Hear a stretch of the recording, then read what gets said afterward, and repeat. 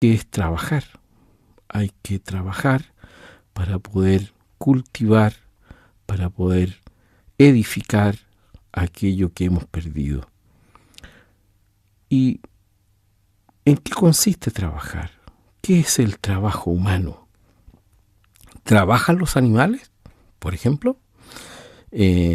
Muchas veces uno encuentra, ¿no? Dice que hay que trabajar como hormiga. O mira qué tan organizado es el trabajo de las abejas en el panal.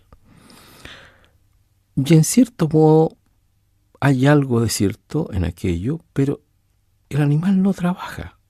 ¿Qué es lo distintivo del trabajo? ¿En qué consiste trabajar?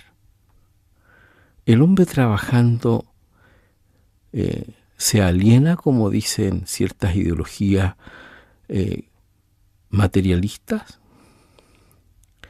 El fin del hombre es trabajar, como plantean otras ideologías igualmente materialistas con una visión tecnocrática del hombre, considerándolo como una cosa. El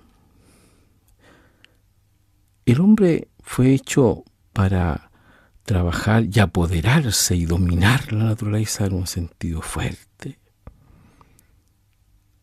Son algunas de las preguntas que intentaremos responder en el programa de hoy acerca del trabajo humano. La palabra trabajo, por ejemplo, en el mundo antiguo no existía.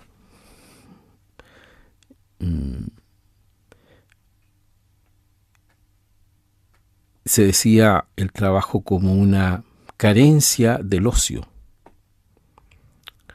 Se decía que el trabajo era el negocio. El ocio, o otium, es la actividad contemplativa propia del hombre libre, pero trabajar no estaba considerado dentro del lenguaje cotidiano del mundo antiguo. Y la razón parece que está en que el trabajo era algo que no era propio del hombre libre, se entiende. Ya sabemos que en esa época el concepto de persona no era aplicable, no se aplicaba al hombre el concepto de persona. Y el trabajo era realizado por aquellos sujetos que eran considerados esclavos. Los esclavos son los autómatas, aquellos que realizan actividades automáticas, que no necesariamente hay que pensar mucho para realizarlas. Ese era el concepto. Un esclavo, haciendo una analogía contemporánea, un autómata, es equivalente, por ejemplo, a un lavavajillas, que es una máquina automática, a una enceradora. Antiguamente se usaban unos chanchos para limpiar la casa, así se decía, ¿no? Eso es un esclavo, considerado desde la perspectiva antigua, clásica. Pero si uno hace un recorrido histórico acerca del valor del trabajo que era despreciado en esa época y avanza hacia la Edad Media, por ejemplo, allí el trabajo adquiere un valor superlativo o mayor. Se le considera como un valor que realiza la persona. Habitualmente se piensa que en la Edad Media también se desprecia el trabajo por la vida contemplativa que realizaban los monjes, que se retiraban, según equívocamente se plantea, del mundo. No, ellos constituían comunidad, constituían mundo también. No eran asociales, al contrario, constituían siempre comunidades. comunidades monásticas. Y el ejemplo más paradigmático de las comunidades monásticas que de alguna manera desmiente esa idea equívoca, insisto, de que en el mundo medieval, que es bastante extenso, nosotros sabemos que tiene algo así un poquito más de 1000 años, las comunidades monásticas no es que se arrancaran del mundo, sino que, insisto, constituían igualmente mundo porque iban a ser una sociedad, ¿no? Una sociedad monástica. Y como insisto, el ejemplo paradigmático de que no es el rechazo al trabajo, es el ora et labora, ¿no? De San Benito. Ora et labora. Se complementa la vida activa con la vida contemplativa, no son disyuntas. Hay gente que piensa que son actividades disyuntas, que son opuestas, que van por caminos distintos. Y al contrario, el trabajo se ordena a la contemplación. El hombre fue hecho para trabajar, ut operaretur, pero obviamente la finalidad del hombre no es trabajar, es vivir conforme a lo que el hombre fue creado, que es la vida contemplativa. Contemplativa también en el mundo, ¿no? Que es lo que hace justamente la vida monástica. No es una huida del mundo, como algunos, insisto, equívocamente piensan. También en la época medieval adquiere el valor del trabajo, insisto, una cierta valoración y admiración. Todo esta organización, incluso social, con la vida de los gremios. Estos estamentos, la vida estamental de la Edad Media, es muy interesante porque aparecen justamente estas asociaciones en torno a una actividad que son los gremios y que tienen múltiples repercusiones, ¿no? El gremio de los artesanos, que es quizá el más característico, pero también estaban el de los caballares, ¿no? El de los carromatos, el de los alarifes, en fin, todas las actividades que permitían y permiten sostener la vida en la societaria, ¿no? Y eso se hace en torno al trabajo. Lo que une es una misma actividad que es el trabajo. El gremio de los joyeros, en fin. Pasado el tiempo uno puede ver que el trabajo adquiere ya un valor en sí mismo, y no como un medio, sino como un valor en sí mismo. Y desde ahora, como dice un autor, ya no vamos a contemplar la naturaleza, sino que vamos a somos los dueños y poseedores de ella, ¿no? Y el trabajo pareciera que adquiere ahora un valor en sí mismo, no como un medio de perfección humana. Y obviamente en el mundo llamado posmoderno,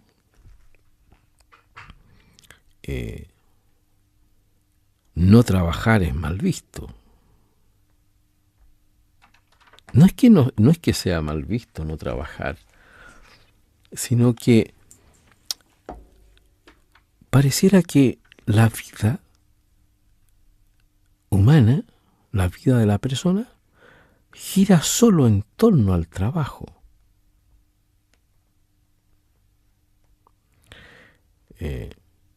llegar tarde a casa por trabajar mucho es una forma de prestigio, pareciera. Aunque hay que recordar y también matizar que hoy día eso está cambiando.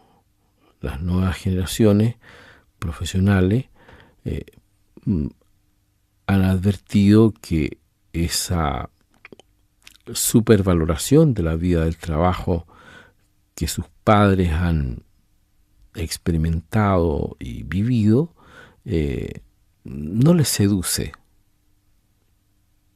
Pero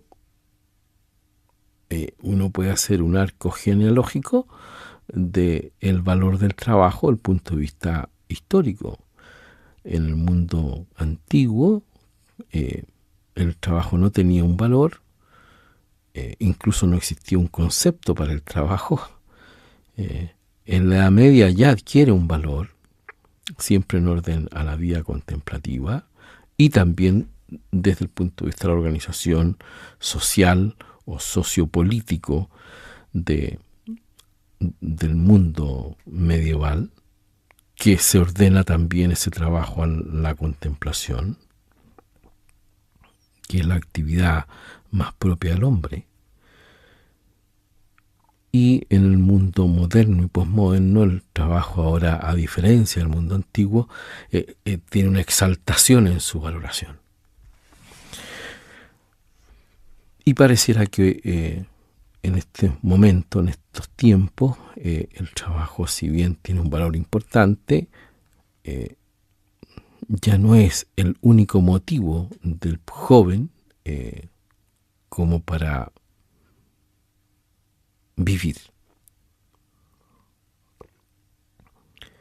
Cuando uno examina el concepto de trabajo, o la palabra trabajo, mejor dicho, uno se da cuenta que tiene una carga negativa.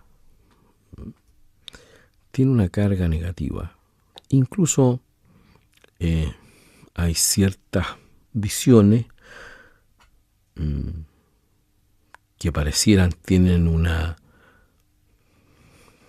estatuto cristiano, pero que no lo son, que el trabajo en realidad es una actividad que al hombre, ¿no es cierto?, le hace sufrir. Como si el trabajo fuera una especie de disvalor. Como si el trabajo fuera una condenación para el hombre. Y eso no es así. Probablemente hay muchos auditores que saben teología y saben que no es así.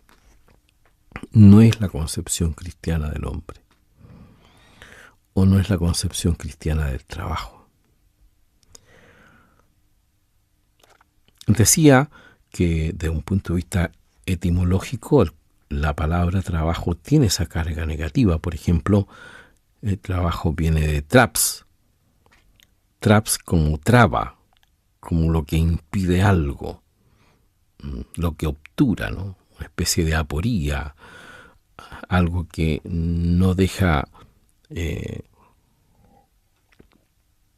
la persona se realice, ¿no? Una especie, insisto, de traba, traps. También la palabra trabajo tiene una carga muy negativa que deriva de la palabra trepalium. Trepalium, 3 palos, como una especie de triángulo de palos que estaban amarrados y que servía como instrumento de tortura. Claro, desde esa perspectiva, el trabajo puede ser considerado efectivamente una tortura, aunque no lo sea, ¿no? Aunque no lo sea. Aunque pueda considerarse así también por personas a las cuales se les somete a una actividad que supera al propio hombre. Pero claro, eso no es trabajo. Eso no es trabajo. El trabajo perfecciona a la persona. El trabajo no aliena a la persona. No es una alienación del hombre. Es una perfección del hombre. Es una actividad perfectiva. También uno puede saber que la palabra trabajo viene de labor o labor. Y de allí deriva esto de ser laborioso, que es un hombre trabajador, un hombre laborioso, que siempre se hace una analogía con el mundo, insisto, animal, laboriosa como las abejas, laborioso como las hormigas, laborioso como los castores. Pero claro, la laboriosidad es una virtud humana que se adquiere y que obviamente está muy lejos de que sea una actividad animal o brutal, utilizando el lenguaje latino, ¿no? El brutus, bruto es un animal, no es brutal. No, la actividad que denominamos trabajo, lo vamos a ir viendo al desarrollo del programa, es una actividad perfectiva de la persona humana, que le hace mejor y que obviamente tiene que aprenderla. No es algo dado, mecánico, instintivo, como efectivamente se ocurre en el mundo animal. Las abejas, los castores, las hormigas, etcétera, ¿no? Todo aquello que pareciera que significara un trabajo son actividades instintivas, por lo tanto no aprendidas, sino que simplemente realizadas.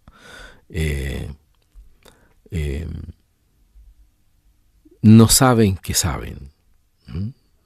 Es una actividad no mediada por la inteligencia, por lo tanto son actividades, insisto, reflejas o instintivas. Y es verdad que un animal puede aprender siempre desde una perspectiva sensible, porque eso es lo que son los animales, son seres sensibles, y siempre en orden, sin embargo, a mantenerse en su existencia, ¿no? Si es un aprendizaje, va a estar siempre asociado al placer o al dolor para mantenerse en su existencia. El hombre no. El hombre aprende a trabajar para desplegar una actividad que puede convertirse también en una profesión o en una auténtica vocación humana. Estamos muy lejos del mundo de esa actividad instintiva, reiterativa, del mundo animal. En el hombre no es así. Toda actividad humana, en general, está siempre mediada por la inteligencia y la voluntad y por consiguiente la libertad humana. El trabajo es una expresión también de la libertad del hombre. El trabajo libera, no al modo de los Stalag alemanes, ¿no? No, el trabajo es expresión de la libertad humana. No es que libere al hombre. El trabajo es una actividad humana que plasma en lo que el hombre realiza cuando actúa esa impronta de humanidad que, insisto, está mediada por lo que el hombre conoce, que es la verdad, y el hombre quiere, que es el bien. Y esa actividad que se denomina trabajo va a consistir en una actividad que tiene una dimensión técnica y una dimensión moral. Es lo que se denomina Juan Pablo II en una encíclica muy bonita, que es la Labor in Exercens, que hay una dimensión objetiva del trabajo y una dimensión subjetiva del trabajo. Esa dimensión objetiva del trabajo es lo que nosotros conocemos con el nombre de técnica.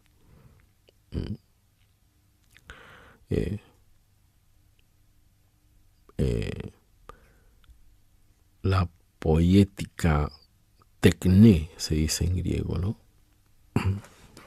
La tecné es la actividad técnica, es decir, que es la transformación de algo, materia, en una cosa hecha. La actividad técnica, por ejemplo, es escribir. Actividad técnica es tejer. Actividad técnica es actuar, por ejemplo. Actividad técnica es tocar el piano. Se entiende, ¿no? Es decir, que queda plasmado algo en la realidad. Pero esa actividad técnica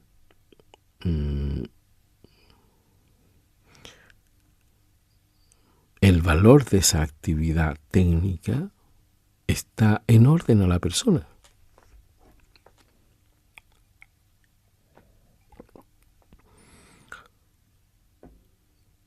Y en orden al bien de la persona. Y aquí aparece esa segunda dimensión que reconocía Juan Pablo II, que es la dimensión subjetiva del trabajo, que es una dimensión ética o una dimensión moral, que tiene un carácter perfectivo para el hombre. Que el hombre, por lo tanto, se perfecciona trabajando, fíjese usted.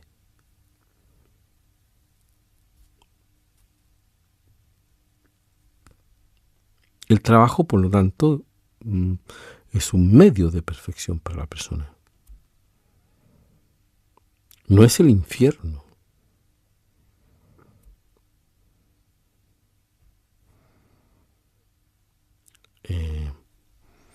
Si uno piensa desde una perspectiva histórico-cristiana, que es lo mismo que decir histórica,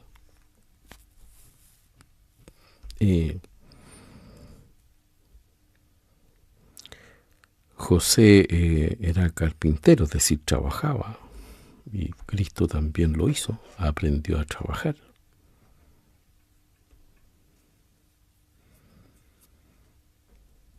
El trabajo entonces perfecciona al hombre, es una expresión de la libertad del hombre, es algo fantástico.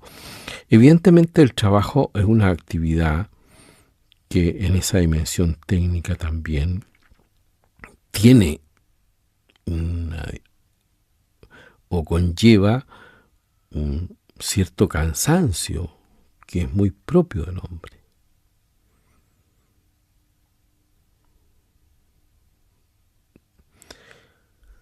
¿Qué significa esto? Significa, parece, que el trabajo es trabajo cuando esta dimensión ética, moral, perfectiva, es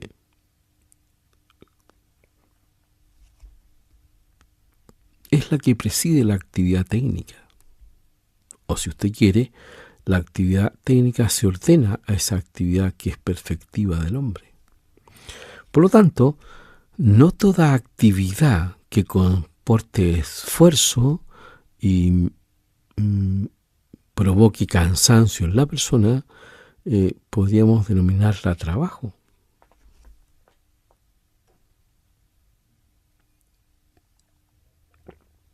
Trabajo es una actividad que comporta esfuerzo inteligente, desde luego, pero que perfecciona a la persona.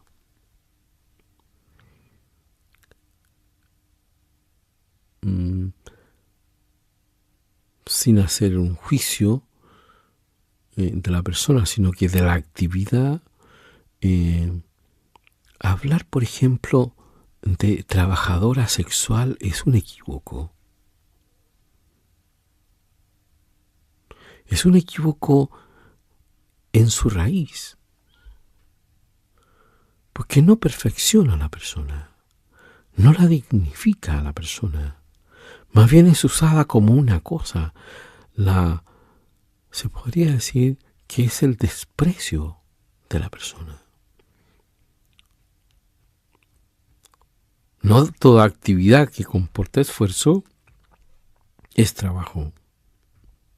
Es solo aquella actividad que comporta esfuerzo que perfecciona al hombre.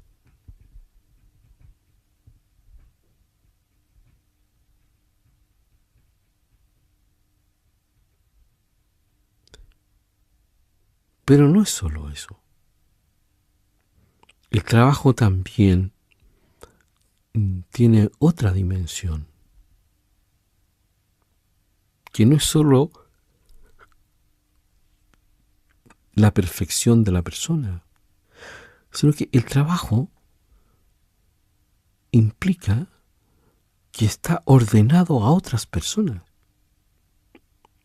Esa actividad que el hombre realiza, varón o mujer, persona masculina o femenina, se ordena también a las otras personas.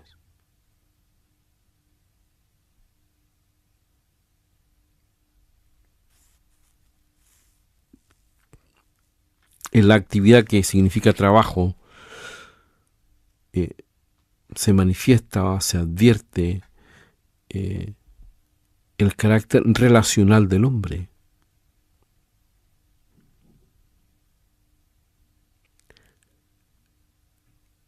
El trabajo siempre se ordena a otros. Tiene una dimensión societaria el trabajo. Más aún, de servicio.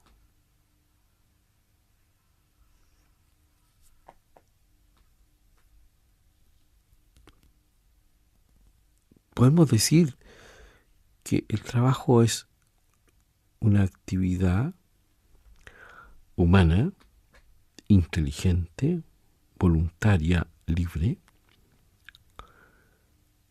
que comporta esfuerzo,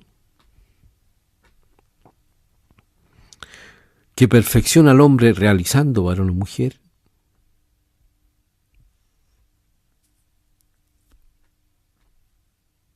y que se ordena al servicio de los demás.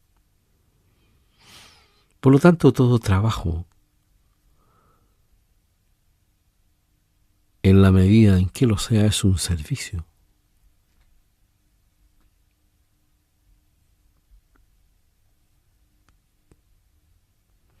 Cuando se pervierte la naturaleza del trabajo, aparecen dos patologías, dos formas que niegan en qué consiste justamente esta actividad inteligente. Por una parte tenemos la pereza, el descuido, la errancia espiritual, se decía que era la pereza, evagatio mentis.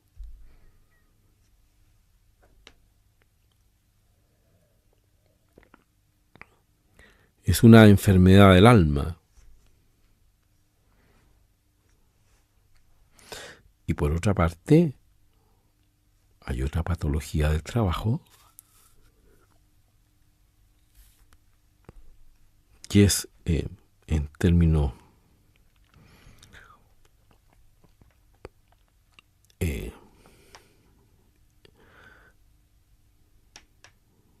de los americanos del norte, work alcoholic, el trabajólico. Ese hombre que piensa que solo esa actividad puede completarle.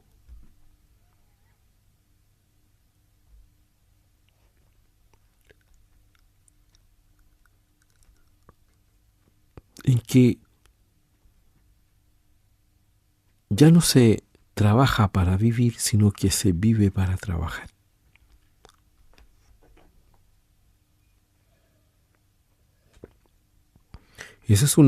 Son versiones ambas, la pereza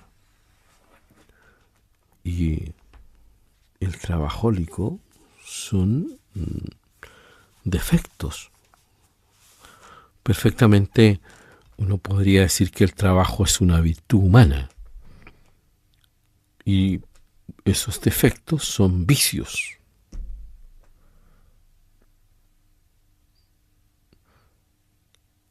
Y un vicio es una forma de negación de la persona.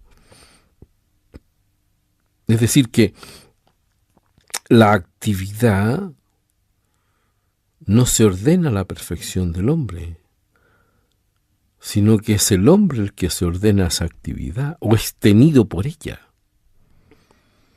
Por eso el workaholic es un esclavo del trabajo. El trabajo no tiene un carácter medial, sino que es final.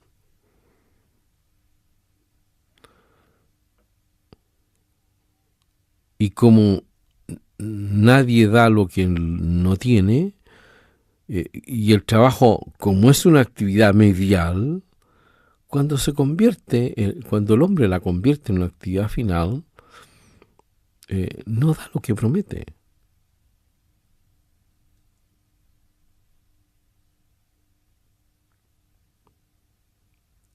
¿Qué virtudes podríamos descubrir que están asociadas al trabajo?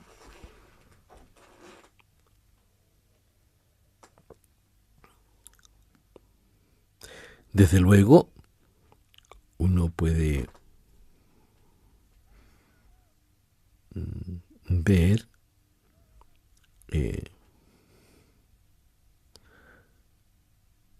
que la paciencia está asociada al trabajo.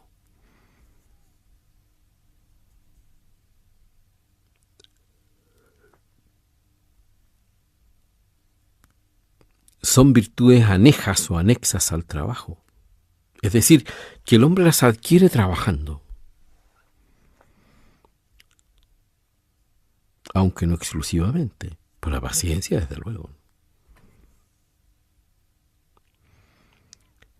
De poner la última piedra, no solo la primera. Quien no sabe trabajar, siempre pone primeras piedras. Porque no solamente no es que tenga la paciencia, que sería la impaciencia, su defecto, o su indiferencia, sino que además no posee perseverancia, que está asociada a ese poner la última piedra, que es más importante que la primera.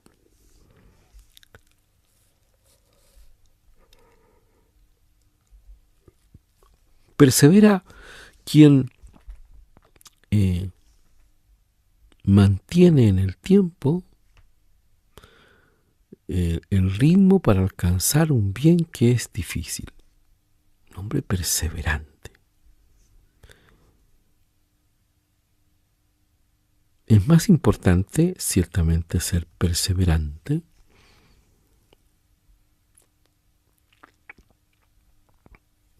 que no darle valor al trabajo.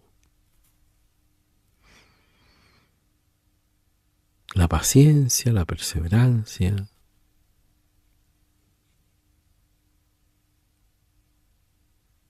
La justicia, fíjate tú, está asociada al trabajo como una virtud.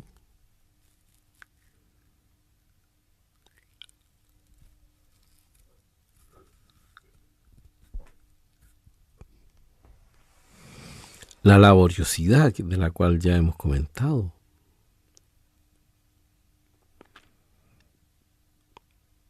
Son muchas las virtudes asociadas a la vida humana, de la persona humana, que realiza una acción que se denomina trabajo.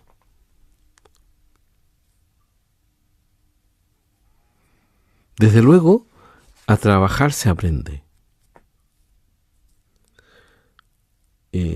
Pero para ello hay un requisito. Hay que querer aprender a trabajar.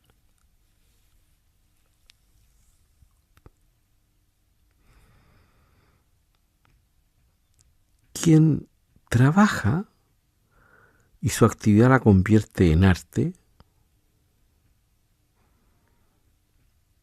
posee una capacidad de leer el mundo de la naturaleza y el mundo artificial que nadie es capaz de ver.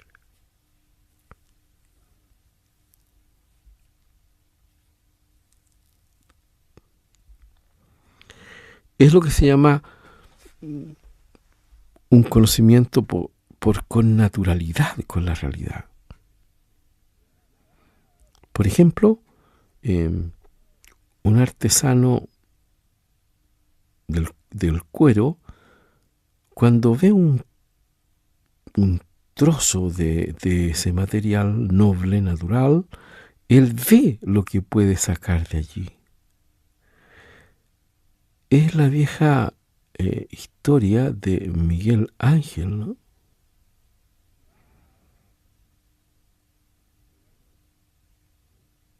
La escultura consiste en sacar aquello que sobra para que aparezca, esplenda lo que estaba allí escondido, pero estaba.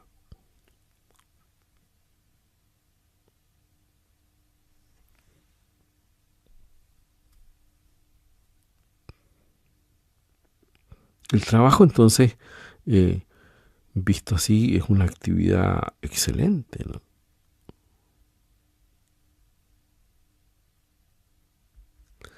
Que esa dimensión del trabajo hace mejor al hombre. Paciencia, perseverancia, justicia, laboriosidad,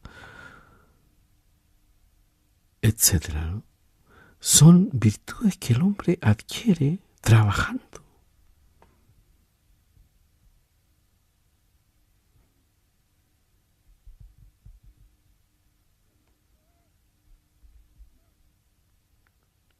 Y hay personas que nunca escuchan, nunca tienen la oportunidad de conocer en qué consiste trabajar. Porque para ellos el mundo es una queja. El mundo es un dejo de desesperanza.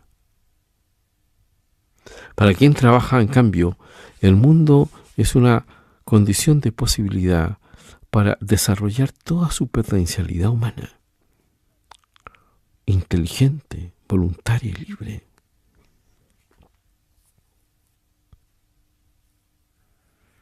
Cuando digo que hay ese conocimiento por connaturalidad del trabajador,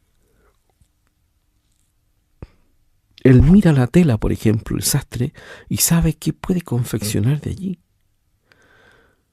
O el zapatero, o el talabartero, tienen un conocimiento tan estrecho de lo real, que ven en la realidad aquellas cosas que luego fabrican. Es verdaderamente extraordinario.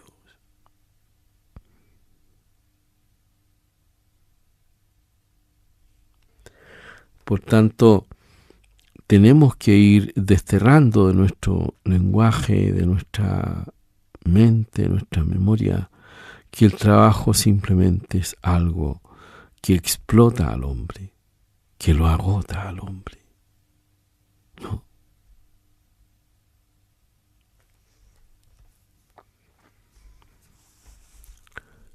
La pregunta que habría que preguntarse a quien está sumido en la desesperación y en el cansancio, la pregunta que habría que hacerse es: ¿para qué trabajamos?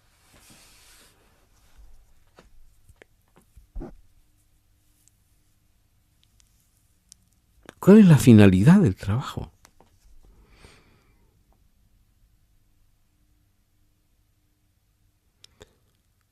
Y luego otra menos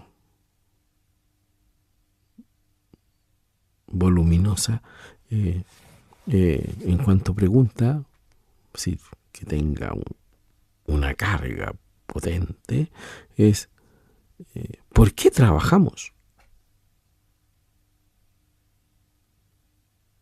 No son preguntas simplemente para rellenar espacio, es ¿para qué hacemos lo que hacemos?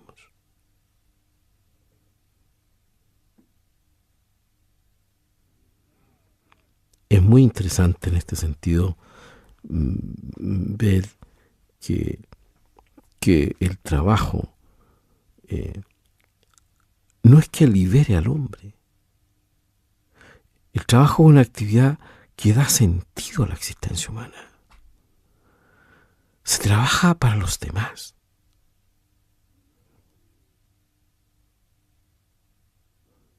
Y cuando ese trabajo que se realiza para los demás tiene una continuidad en el tiempo, a ese trabajo se le llama ahora también servicio. Koine, diakonai, que es servicio.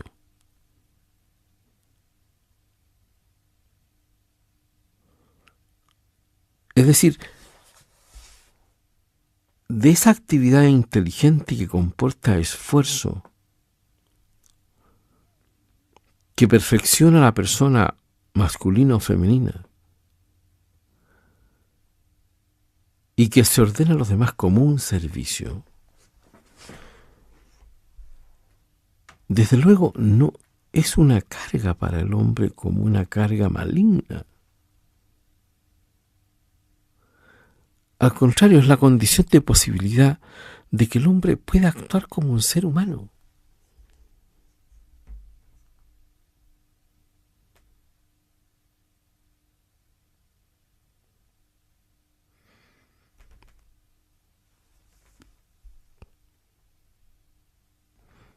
E insisto, no hay una disyunción, no hay una ruptura entre ser un hombre que trabaja y al mismo tiempo un hombre que contempla. Es decir, que en el trabajo mismo uno puede ver en qué consiste la contemplación.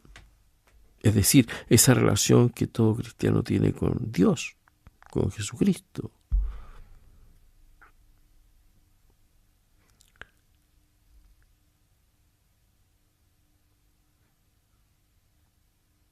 Obviamente, ese esfuerzo, si se unilateraliza, es decir, si en el fondo no se considera el trabajo como, vamos a decirlo, trabajo forzado, eso no es trabajo, ciertamente. El requisito de que una actividad sea trabajo es que el hombre sea libre.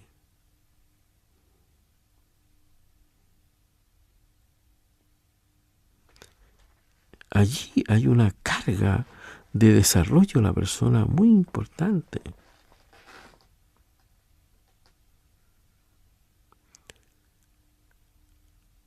Se trabaja para descansar y se descansa para trabajar.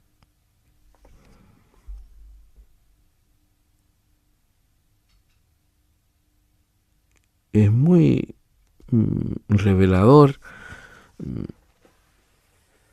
darse cuenta que cuando Dios crea el mundo, al séptimo día descansó, después de haber trabajado, obviamente, en un sentido genérico. Tenemos que revalorizar el trabajo. tenemos que volver al sentido cristiano del trabajo.